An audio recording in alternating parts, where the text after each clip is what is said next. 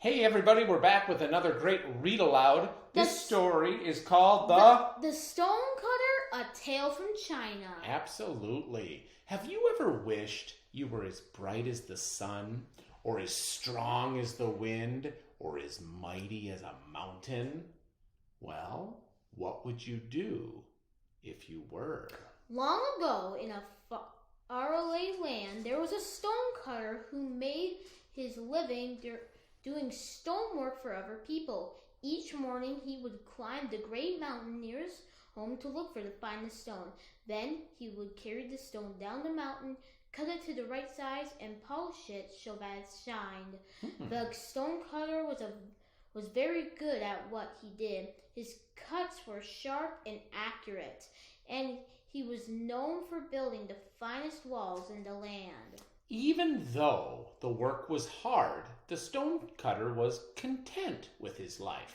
Then one day he went to the home of a very rich man to build a wall. Never had the stonecutter seen such a beautiful home or splendid things.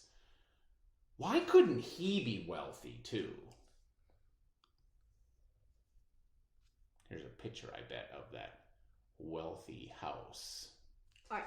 The next day, when the stonecutter went back to the mountain, he remembered the home of the rich man. The stonecutter threw his arms in the air and called to the spirit of the mountain.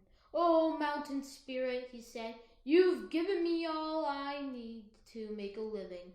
But if you could only make me a rich man, then I would be the happiest person alive."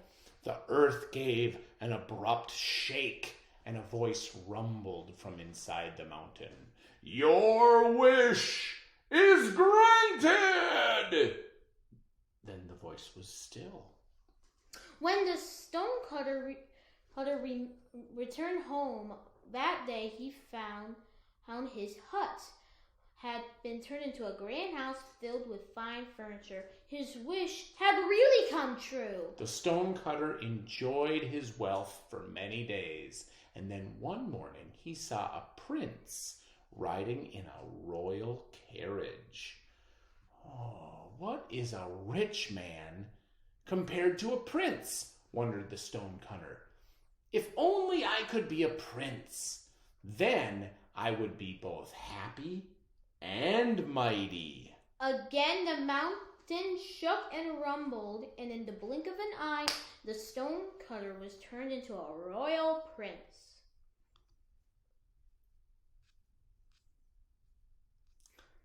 That day, the stonecutter rode all through the town in his royal carriage. As he rode, the sun blazed overhead, and by the time the stonecutter reached his palace, his face was burned bright red.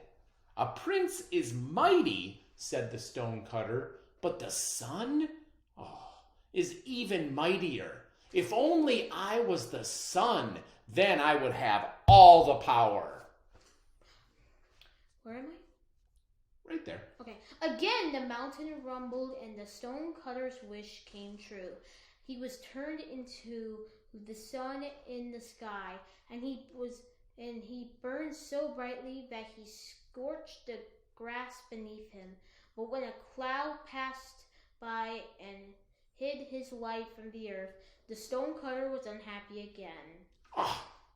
Why, a cloud is even mightier than the sun. I wish I was a cloud, then I could overwhelm the sun. And a cloud he became. He grew big and dark, and he threatened to rain. Then suddenly he started being blown around by the wind, and he had no power over where he was headed. "Now I understand," said the stonecutter. "The wind is the mightiest force on earth. I wish I were the wind, then surely I would be happy." So the stonecutter was turned into the wind, and he began to blow, blow, and blow.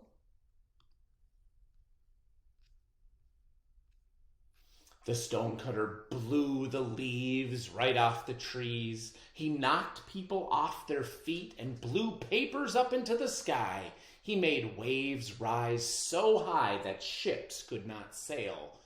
Then he gathered all the clouds together to create weather so severe that people could not leave their homes for days. Yeah, the stonecutter was powerful. There was nothing that he could not move. Wait, nothing except the mountain itself. The stonecutter blew and blew against the mountain, but the mighty mountain stood its ground. If I cannot move the mountain, said the stonecutter, then I wish to be the mountain. And again the stonecutter's wish came true. At last, I'm the mightiest, he said.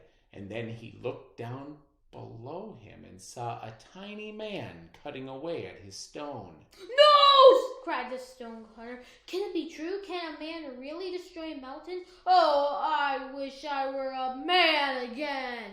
And for the last time, the stonecutter's wish was granted. He was changed into a man again, and he spent the rest of his days as a simple stonecutter who never again wished to be something he was not.